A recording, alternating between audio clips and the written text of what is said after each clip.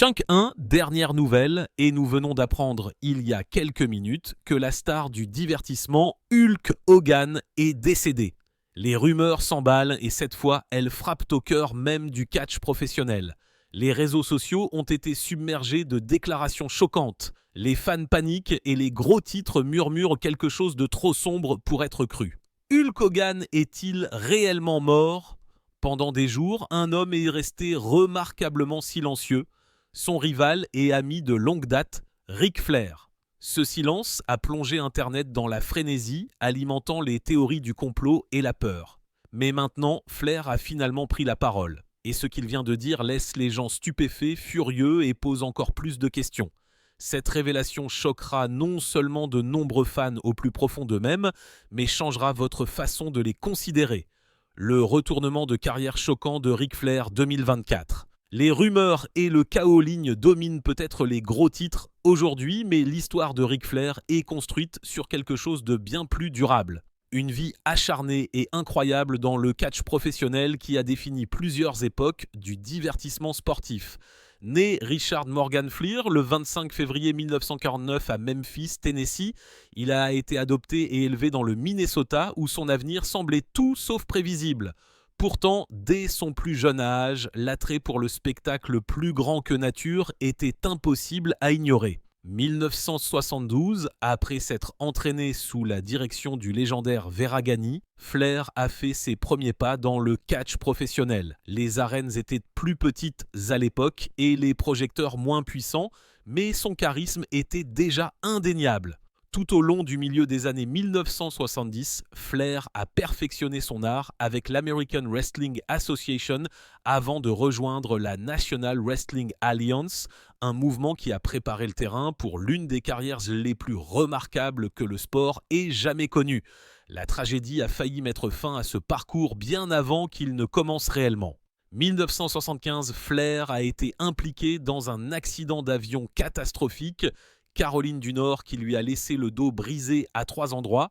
Les médecins doutaient qu'il puisse un jour remonter sur le ring. Pourtant, étonnamment, non seulement il est revenu sur le ring moins d'un an, mais il a commencé à construire un héritage défini par une résilience intrépide. 1981, il a atteint le sommet remportant son premier championnat du monde poids lourd NWA.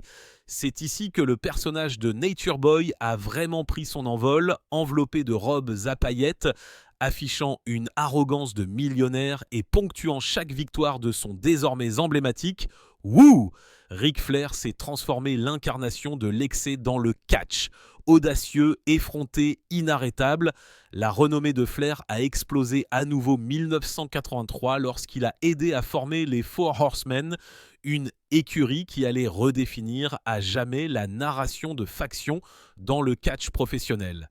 Alors que de nombreux artistes allaient et venaient, Flair est resté la pièce maîtresse, combinant des compétences inégalées au micro avec une psychologie impitoyable sur le ring qui laissait les fans alternativement l'aimer et le détester.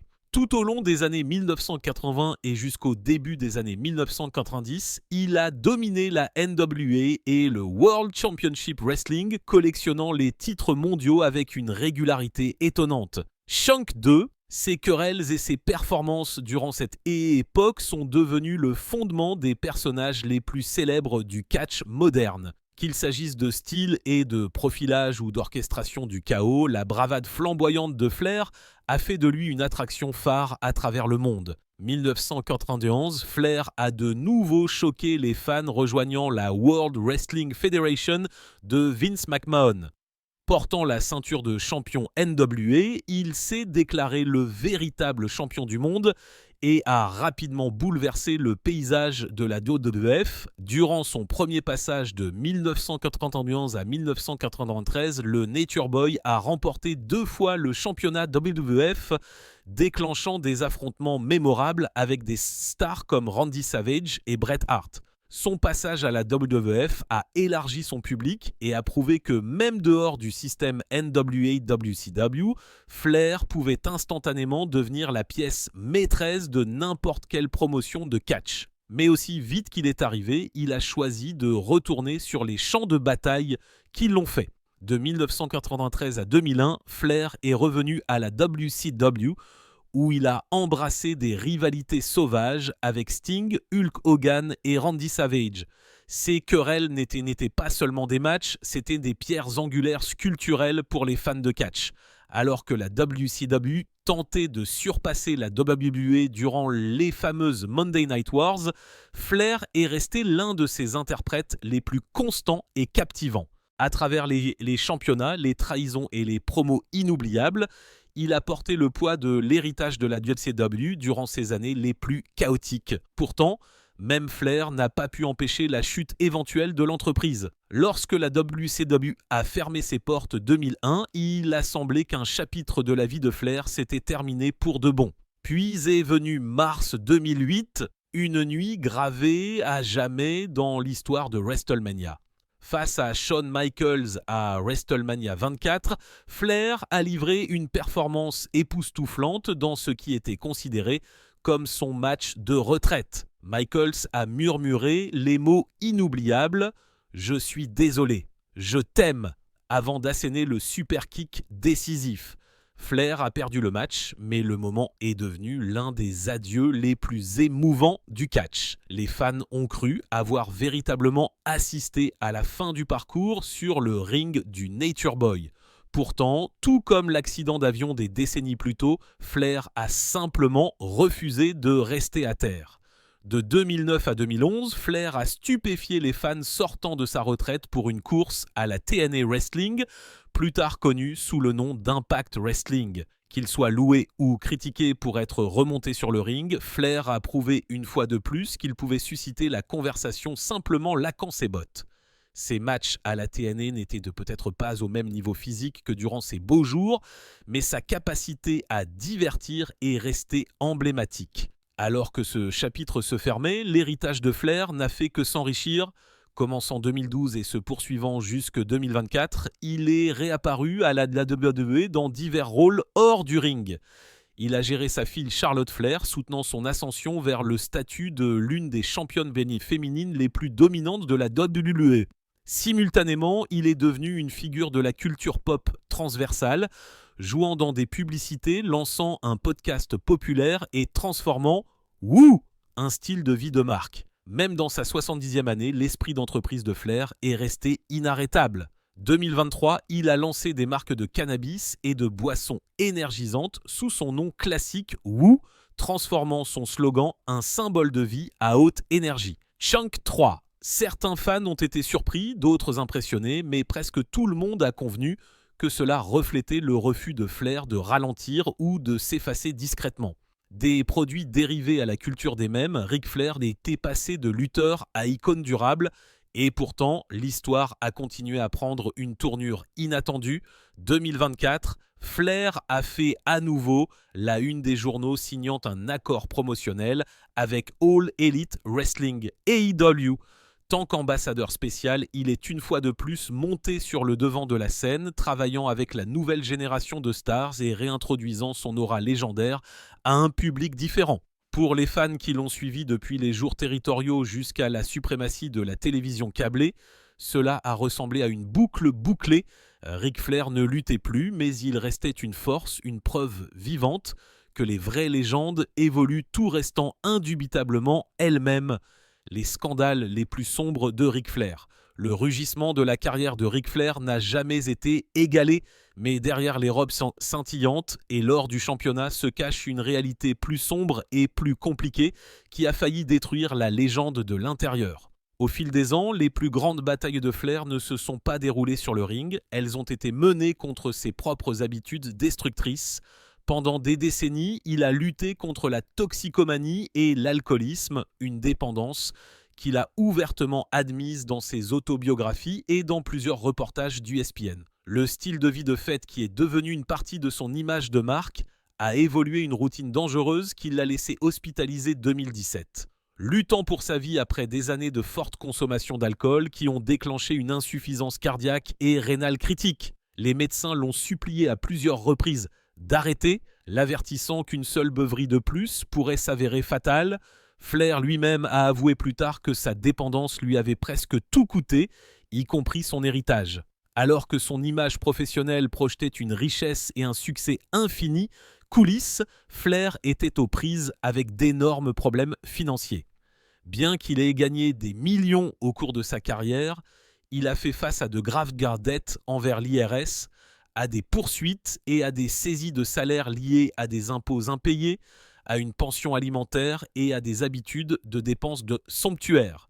Des documents judiciaires ont révélé que son penchant pour un style de vie extravagant l'a laissé profondément endetté plus d'une fois, comptant souvent sur le catch, les apparitions de retour et les signatures publiques simplement pour rester à flot. Ces crises financières ont terni sa réputation et ont amené beaucoup de gens à se demander comment un homme synonyme de prospérité pouvait se retrouver empêtré dans des problèmes juridiques et monétaires constants.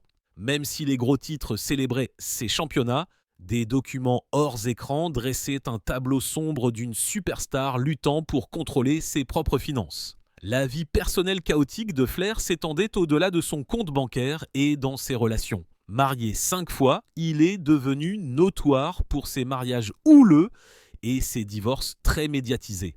Ses ex-femmes l'ont accusé d'infidélité, de promesses non tenues et de conflits domestiques qui se sont répandus dans les salles d'audience et les tabloïds.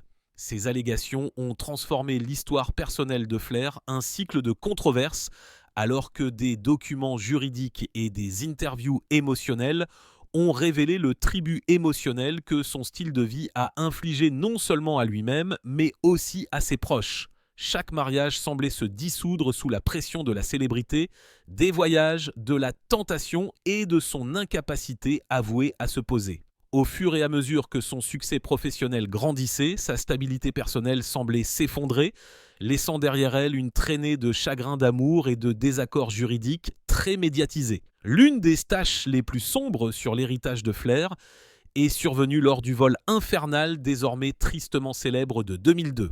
Chunk 4. Lors d'un vol charter de la WWE revenant d'Europe, Flair a été accusé de s'être exhibé et d'avoir harcelé état d'ébriété des agents de bord, tout ne portant que sa robe de chambre signature.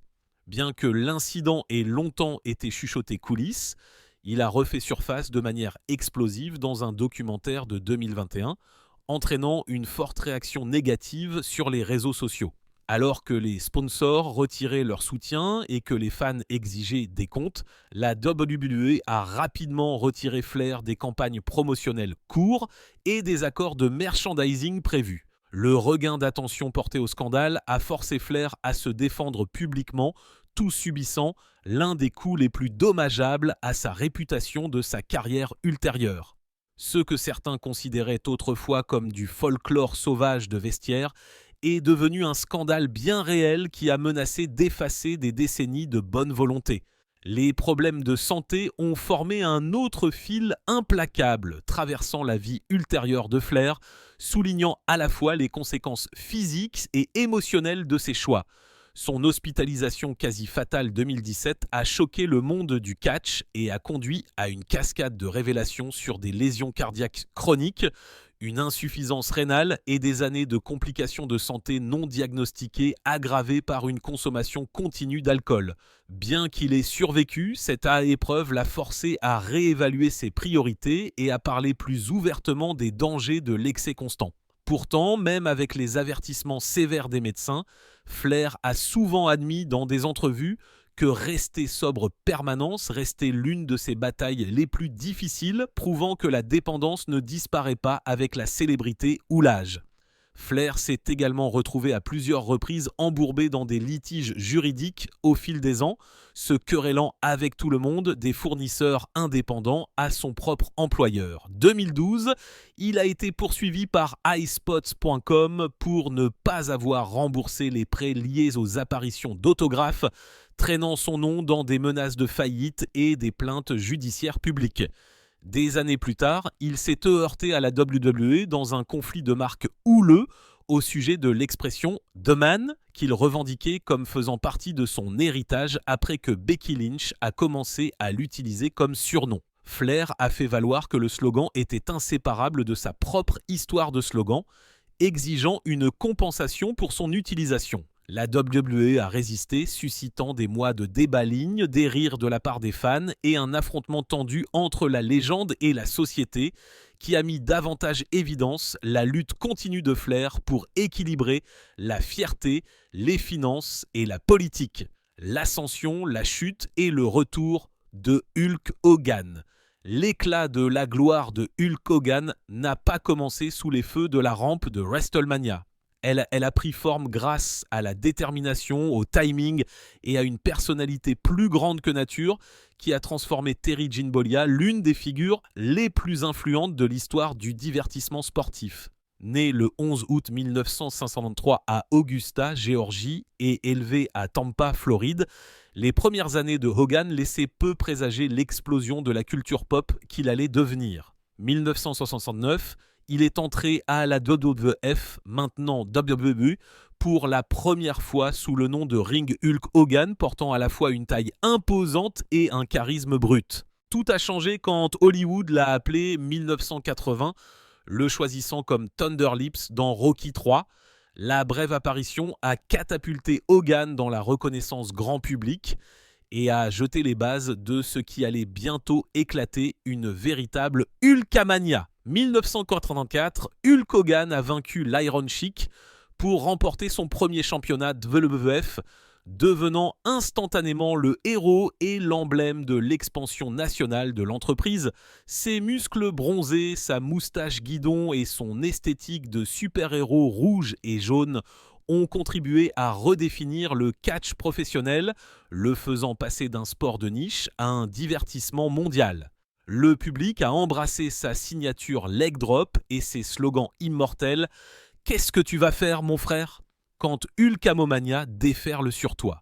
Un an plus tard, il a été tête d'affiche du WrestleMania inaugural 1985, faisant équipe avec l'acteur Mr. T pour vaincre Roddy Piper et Paul Orndorff dans un match qui a prouvé que le catch pouvait attirer des audiences de paiement à la séance, la participation de célébrités et des gros titres mondiaux. Tout au long de la fin des années 1980, Hogan est resté le champion du monde dominant de la WWF, défendant avec succès son titre, tout devenant un élément permanent des dessins animés, des boîtes de céréales, des talk-shows et des figurines d'action. Le Hulkster n'était pas seulement un lutteur, c'était un phénomène. 2002, Hogan est revenu à la WWE sur une vague de nostalgie, reformant initialement la NWO avant de revenir à son personnage héroïque. Chunk 5. Les fans l'ont accueilli à la maison avec des acclamations explosives, créant des moments émouvants qui ont rappelé au public de la WWE pourquoi Hogan avait été autrefois leur icône d'enfance. Plus tard cette année-là, il a vaincu Triple H pour remporter le championnat incontesté de la WWE, reprenant temporairement son trône au sommet de l'entreprise. 2005, il a reçu l'un des plus grands honneurs de la WWE, étant intronisé au temple de la renommée de la WWE, consolidant sa place parmi l'élite historique du catch. Mais l'influence de Hogan était sur le point de déborder bien au-delà du ring. De 2005 à 2009, il a joué dans l'émission de télé-réalité à succès Hogan Knows Best, qui relatait la vie quotidienne de sa famille, y compris sa femme Linda, sa fille Brooke et son fils Nick. L'émission, tout contribuant au profil de célébrité de Hogan, a mis à nu sa vie privée, alors que leurs relations, leurs luttes et leurs frustrations sont devenues un drame de télé-réalité pour des millions de téléspectateurs. Après la fin de l'émission, Hogan est resté occupé, passant à TNA Wrestling, Impact Wrestling de 2010 à 2013. Là, il a servi à la fois d'interprète à l'écran et de personnalité faisant autorité coulisses, essayant d'aider la jeune entreprise à croître comme une alternative à la WWE. L'association de Hulk Hogan avec la WWE est devenue houleuse 2015 lors d'un scandale majeur. Il a été libéré de l'entreprise après que des remarques controversées ont fait surface publiquement alors qu'il siégeait comme juge dans WWE Tough Enough. Les retombées ont été immédiates. Hogan a disparu de la programmation, des produits dérivés et du site web du temple de la renommée de la WWE. Cependant, après plusieurs années et des excuses publiques, la WWE l'a réintégré au temple de la renommée 2018, marquant un lent retour dans le monde du catch. Sa présence est redevenue acceptée lors d'apparitions surprises et d'événements spéciaux, prouvant que Hulkamania, malgré de fortes réactions négatives, possédait toujours un pouvoir culturel durable lorsqu'elle était gérée avec soin. Au cours des dernières années, l'attention de Hulk Hogan s'est déplacée du catch à temps plein vers l'entrepreneuriat et les rôles de caméo occasionnels. De 2024 à 2025, il a pu être trouvé train de gérer plusieurs entreprises commerciales, y compris des restaurants et des marques de style de vie axées sur les produits CBD et les boissons énergisantes.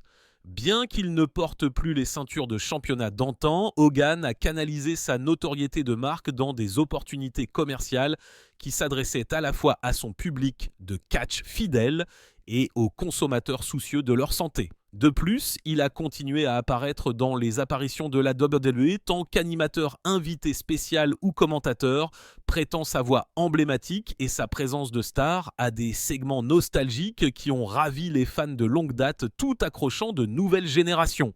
Dehors du ring, Hogan a embrassé le podcasting, passant derrière le microphone pour animer des discussions sur les souvenirs de catch, les leçons de vie et les événements actuels de l'industrie, garantissant ainsi que sa voix reste un élément essentiel de la culture du catch court. Le divorce, les scandales et les problèmes de Hulk Hogan. La renommée extraordinaire de Hulk Hogan a eu un prix élevé. Et alors que sa carrière a grimpé flèche à travers plusieurs décennies, les scandales et les batailles personnelles qui ont suivi ont brossé un tableau bien plus compliqué de l'icône la plus reconnaissable du catch. La première controverse majeure a éclaté au début des années 1990 lors des procès sur les stéroïdes de Vince McMahon, lorsque Hogan a publiquement admis avoir utilisé des stéroïdes pendant ses années de formation à la WWF. À un moment où l'entreprise se battait pour préserver son image, la confession de Hogan a choqué les fans et les critiques, suscitant de vives réactions négatives et élargissant le débat sur les drogues améliorant la performance dans le catch. Bien que beaucoup soupçonnaient une utilisation généralisée parmi les athlètes, voir le héros de Hulkamania lié aux stéroïdes a terni son image saine et familiale, rappelant au public que les lumières les plus brillantes du catch brûlaient souvent avec des vérités inconfortables. La tempête s'est intensifiée des années plus tard avec un scandale qui s'est déroulé bien dehors du ring de catch. 2012, une sextape privée impliquant Hogan a fuité sur Internet, déclenchant une poursuite contre Gawker Media pour violation de la vie privée. Ce qui a commencé comme une bataille juridique au sujet d'images personnelles s'est rapidement transformé en une controverse plus dommageable. 2015, des extraits audio inédits de la bande ont fait surface publiquement dans lesquels Hogan était filmé train d'utiliser des insultes racistes lors d'une conversation privée. Les retombées ont été rapides et sévères. Chunk 6, la WWE a résilié son contrat, retiré ses produits dérivés, effacé sa présence de ses listes du temple de la renommée et a pris ses distances avec la marque Hulk Hogan de toute programmation court. Les sponsors se sont enfuis, les fans ont exprimé leur indignation et Hogan, autrefois un héros universel, est devenu l'une des figures les plus controversées de l'histoire du catch moderne. Bien qu'il se soit excusé publiquement par la suite et ait été réintégré au temple de la renommée 2018, le scandale a laissé une cicatrice durable sur son héritage et a suscité des discussions plus approfondies au sein de la communauté du catch sur la responsabilité, le pouvoir des célébrités et la rédemption. La controverse a rapidement trouvé son chemin dans le foyer de Hogan également. 2007, son fils adolescent, Nick Hogan, a été impliqué dans un accident de course de rue à grande vitesse Floride. L'accident a laissé le passager et ami proche de Nick gravement blessé, entraînant une invalidité permanente. Des poursuites et des critiques publiques ont suivi, la famille Hogan étant placée sous un examen médiatique intense alors que les détails de leur vie privée étaient disséqués par les tabloïds et les émissions d'information. Hogan, connu dans le monde entier comme un symbole de force et de confiance, s'est soudainement retrouvé dépeint comme un parent luttant pour gérer les conséquences de la célébrité et du privilège. L'incident a mis évidence le coût personnel de la célébrité et a marqué un autre chapitre douloureux dans la transformation de l'image publique de Hogan, passant d'un héros invincible à un être humain profondément imparfait. Alors que les problèmes professionnels et familiaux de Hogan se déroulaient à travers les gros titres, sa vie personnelle a subi de graves bouleversements. 2009, il a finalisé un divorce avec sa femme de longue date, Linda, après plus de 2 décennies de mariage. La séparation a été financièrement dévastatrice, coûtant apparemment à Hogan plus de la moitié de sa valeur nette.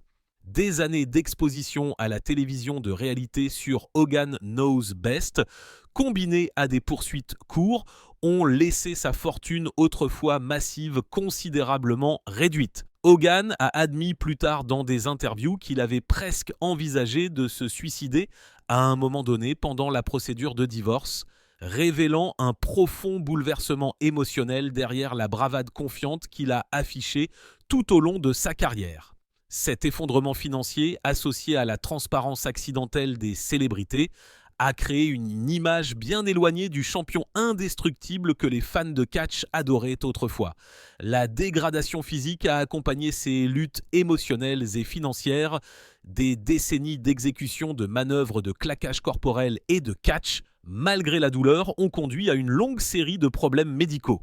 Hogan a subi de multiples chirurgies du dos et de la hanche plus tard dans sa vie, les chirurgiens insérant des tiges et des vis métal pour stabiliser sa colonne vertébrale meurtrie. Il a parlé ouvertement de vivre avec une douleur chronique intense et une mobilité réduite, admettant que son corps se sentait considérablement vieilli par des années de matchs à fort impact. Autrefois célèbre pour avoir claqué des géants de 500 All Bill, Hogan avait maintenant du mal avec des mouvements simples du quotidien, un rappel brutal du tribut que le catch professionnel exigeait de ses plus grandes skirmostars. Ces problèmes de santé ont transformé le rôle public de Hogan, passant d'une attraction sur le ring à un ambassadeur motivé par la nostalgie, apparaissant occasionnellement tout luttant contre des conditions qui rendaient tout catch supplémentaire impossible. Malgré ses controverses et ses problèmes de santé, l'image de Hogan est lentement revenue à l'acceptation du public. La réintégration de son statut au temple de la renommée de la WWE 2018 a marqué un retour prudent sur le devant de la scène du catch, bien que dans des circonstances beaucoup plus surveillées. Les fans sont restés divisés. Certains ont cru à ses excuses et mérité la rédemption, tandis que d'autres ont eu du mal à regarder au-delà des scandales qui ont terni sa réputation. Pourtant, Hogan a trouvé de nouveaux débouchés dans les podcasts, les entreprises boîtes commerciales et les apparitions spéciales occasionnelles, démontrant son lien durable avec le public, même si son rôle culturel a évolué vers celui d'un aîné fortement scruté. Même après que la vie publique a semblé se calmer, le destin a livré une dernière tournure déchirante. Le 24 juillet 2025, Hulk Hogan est décédé d'un infarctus aigu du myocarde, une crise cardiaque soudaine à l'âge de 71 ans. La nouvelle de son décès a envoyé des ondes de choc dans le monde du catch et au-delà, suscitant des torrents immédiats d'hommages de la part de ses collègues lutteurs, artistes et fans de toutes les générations. Chunk 7. Indépendamment des controverses auxquelles il a été confronté, beaucoup se sont souvenus de lui d'abord comme du héros qui les a initiés au catch, la superstar dont l'arrivée a signalé la naissance du divertissement sportif moderne. Sa mort a marqué la fin officielle d'une époque, clôturant le dernier chapitre d'une histoire définie par le triomphe, la réinvention, le scandale, la survie et finalement la mortalité. La réaction émotionnelle de Ric Flair à la mort de Hogan. Ric Flair n'a jamais été avare de mots, mais lorsque la nouvelle a éclaté que son ami de longue date et rival légendaire Hulk Hogan était décédé à l'âge de 71 ans, le Nature Boy a été frappé d'un silence d'une manière que les fans avaient rarement vue auparavant. La mort subite de Hogan d'un arrêt cardiaque a envoyé une onde de choc à travers la communauté du catch. Mais pour Flair, maintenant âgé de 76 ans, cela a déclenché quelque chose de plus profond, une confrontation avec sa propre mortalité. Je venais de parler à Jimmy Hart la veille et je n'ai pas vraiment parlé à Hulk, mais tout allait bien, a raconté Flair lors d'une interview vérifiée avec le journaliste sportif de combat respecté Ariel Helwani. Je savais qu'il avait des problèmes de santé, mais je pensais qu'ils étaient exagérés par ce disque jockey de la radio, Bubba the Love Sponge. J'ai parlé à Jimmy, j'ai parlé à son ami et il semblait aller bien. Pour Flair, ses rassurances passagères semblaient soudainement obsédantes. Hogan, né Terry Bollea, avait discrètement géré un barrage de complications de santé et malgré la confiance qu'il projetait publiquement, les années avaient clairement fait des ravages. Au fur et à mesure que d'autres détails y ont émergé, il est devenu douloureusement clair à quel point le corps de Hogan avait enduré. « Je pense qu'il était juste fatigué », a dit Flair doucement. « Je veux dire, 11 opérations du dos, des remplacements de hanches, maintenant une opération du cou. Je veux dire, combien votre corps peut-il supporter ? Nous nous sommes tous mis dans une position ridicule dans ce secteur. » Le ton de Flair pendant l'interview avec Helwani a révélé un homme qui avait non seulement perdu un ami, mais qui commençait à réaliser à quel point son propre temps pouvait être fragile. Il a réfléchi que ce n'est pas parce que quelqu'un est emblématique qu'il est immortel. Surtout après ce que des décennies à se jeter sur des sols béton, des chaises acier et des cordes impitoyables peuvent faire à la chair et aux os humains. Flair, qui a survécu à un accident d'avion 1975 et à un effondrement médical quasi fatal 2017, a reconnu discrètement qu'il était lui aussi train de courir contre la montre. « Mais me voilà », a-t-il dit, faisant une pause comme pour reprendre son souffle, « et j'ai 5 ans de plus que Hulk et je n'ai pas mal du tout ». L'ironie ne lui a pas échappé. Le survivant le plus sauvage du catch était toujours debout alors que son ami plus discipliné était parti. Secoué par ce qu'il a appris des rapports de police et du cercle restreint de Hogan, Flair s'est tourné vers le public pour exprimer ce qu'il ne pouvait plus garder à l'intérieur. Ses premiers commentaires sont venus dans un message sincère sur X, anciennement connu sous le nom de Twitter. Une fois que la nouvelle de l'arrêt cardiaque de Hogan à son domicile de Clearwater, Floride, a été confirmée, je suis absolument choqué d'apprendre le décès de mon ami proche Hulk Hogan, a écrit Flair dans un message qui s'est rapidement répandu dans les communautés de catch du monde entier. Hulk a été à mes côtés depuis que nous avons commencé dans le secteur du catch. Un athlète, un talent, un ami et un père incroyable. Le message offrait aux fans une fenêtre rare et émotionnelle sur leur fraternité. Non pas tant que Flair et Hogan les personnages, mais tant que Rick et Terry, deux hommes qui avaient consacré leur jeunesse, leur corps et leur esprit à divertir des millions de personnes. L'hommage de Flair s'est poursuivi, s'approfondissant dans un ton qui ne peut venir qu'avec le deuil. « Notre amitié a signifié le monde pour moi », a-t-il écrit dans la deuxième partie de son message. « Il a toujours été là pour moi, même quand je ne lui ai pas demandé d'être là. » Coulisses, Flair a révélé que Hogan l'avait autrefois sauvé du désespoir à un moment où la vie avait failli lui échapper. Il a raconté publiquement pour la première fois comment Hogan s'était précipité à son chevet d'hôpital alors qu'on ne lui donnait que 2% de chance de vivre 2017. Chunk 8. Après que de multiples défaillances d'organes ont laissé Flair s'accrocher à la vie. Il a été l'un des premiers à me rendre visite quand j'étais à l'hôpital avec 2% de chance de vivre et il a prié à mon chevet, a écrit Flair dans une ligne qui a laissé même les fans de catch les plus coriaces larmes. Flair a terminé son hommage avec une émotion brute. « Hulkster, personne ne se comparera jamais à toi. Repose paix, mon ami. » Pour Flair, la mort de Hogan n'était pas seulement émotionnelle, elle a déclenché une crise mentale qu'il a ouvertement reconnue. L'anxiété, la confusion, le cœur qui bat la chamade, tout l'a envahi le matin où il a reçu l'appel confirmant que Hogan était parti. Comme il l'a dit à Helwani, la renommée ne facilite pas le deuil, au contraire, elle l'amplifie. Vous savez, les gens nous voient comme plus grands que nature, mais j'ai peur, a admis Flair. J'ai peur parce que si cela peut lui arriver, cela peut m'arriver à moi. Et qui restera-t-il pour raconter nos histoires ? Ce n'était pas un jeu. Flair avait l'air vulnérable, humain et secoué, loin du personnage vantard qui hurlait « Wouh !» dans les microphones pendant un demi-siècle. Cette fois, le Nature Boy n'était pas train de se faire beau et de se pavaner, il était deuil. Il réfléchissait. Et pour la première fois peut-être de toute sa carrière, il ralentissait pour ressentir quelque chose au lieu de crier par-dessus.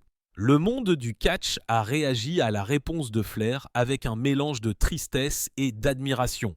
Beaucoup ont salué son honnêteté et sa volonté d'apparaître vulnérable à un moment où le deuil est souvent masqué derrière la renommée et la dureté. D'autres ont eu le cœur brisé regardant un titan pleurer un autre, sachant que la génération dorée du catch professionnel s'éloignait un par un. Il était clair d'après les interviews et les messages publics de Flair que la mort de Hogan avait brisé quelque chose à l'intérieur de lui. Une remise question non seulement de la mortalité, mais aussi du genre de vie que lui et Hogan avaient vécu, dur, excessive et remplie d'une fierté dangereuse. Leur décennie sur la route avait donné aux fans des souvenirs inoubliables. Mais cela avait aussi exigé un prix, Chunk 9. Il payait encore une opération chirurgicale, une confession, un enterrement à la fois. Flair a également brièvement parlé du chemin difficile que Hogan avait parcouru dans ces dernières années, marqué par un déclin physique et une rédemption personnelle. Bien que Flair ne se soit pas étendu sur les controverses passées de Hogan, telles que le scandale des insultes raciales ou les batailles juridiques, il a clairement indiqué que Hogan avait passé la dernière phase de sa vie à essayer d'être un meilleur père, ami et homme. Je sais que Terry faisait de son mieux ces dernières années, a déclaré Flair pendant l'interview avec Helwani. Il souffrait vraiment, mais il montrait toujours de l'amour pour le secteur, pour ses enfants, pour les fans qui l'ont soutenu. Pour Flair, ces gestes comptaient plus que n'importe quel titre. Ils étaient la preuve que la gloire pouvait s'estomper et que les scandales pouvaient salir, mais que le cœur d'un homme pouvait encore rechercher le pardon et la connexion jusqu'à la toute fin. Avec la disparition de Hogan, Flair se retrouve maintenant positionné comme l'un des derniers géants vivants d'une génération légendaire. Il le sait, il le sent, et il n'a pas peur d'admettre que cela le tient éveillé la nuit.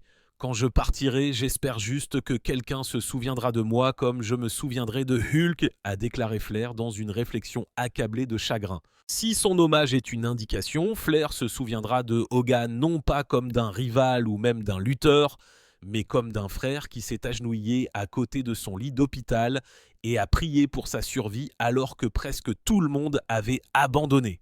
Selon Flair, c'est l'héritage qui compte quand tous les championnats, les lumières des stades et les fans qui crient se taisent.